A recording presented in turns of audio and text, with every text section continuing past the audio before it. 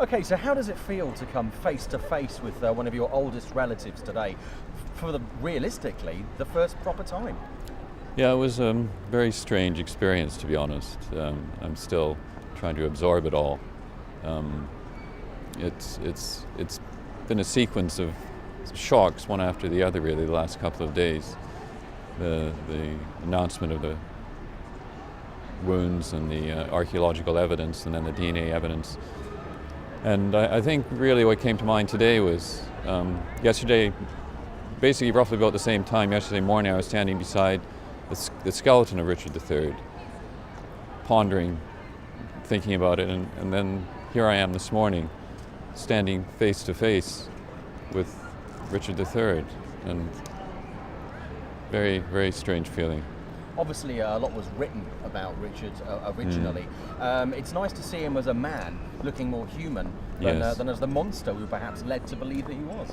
Yes, and I think as well, when you start to associate the kind of physical aspects of it, he was a very slim individual, obviously, almost feminine in build, and very young looking as well, according to this reconstruction, and yet died in a ferocious battle and was obviously a tough, hardened warrior of one sort or another, and you think something doesn't quite add up in terms of what history has told us thus far.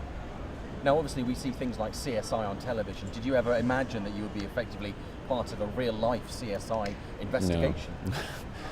Never in my wildest imagination, to be honest.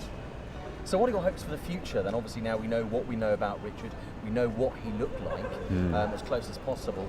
What are your hopes to sort of the part two of the story?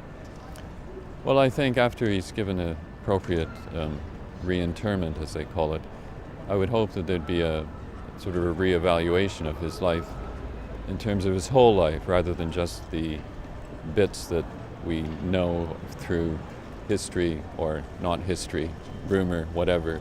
The Princess in the Tower. Very little seems to be said about his life before he became king, and during his time as administrator, I gather, of the north of England under Edward IV, during which time I gather he was very well regarded. There must be a reason for that. Now, a lot of people as well over the years have made movies. Of course, there have been plays. Richard III, William Shakespeare's most famously. Now we know what we know about Richard, and we know exactly sort of more what he looked like. Could you imagine a whole new bunch of movies coming out, TV shows? And who would you like to see now we know it's a more attractive Richard III, playing him on screen perhaps? Well, that's an interesting question. I think it'll be fascinating to see how the film industry and the theater industry deals with it.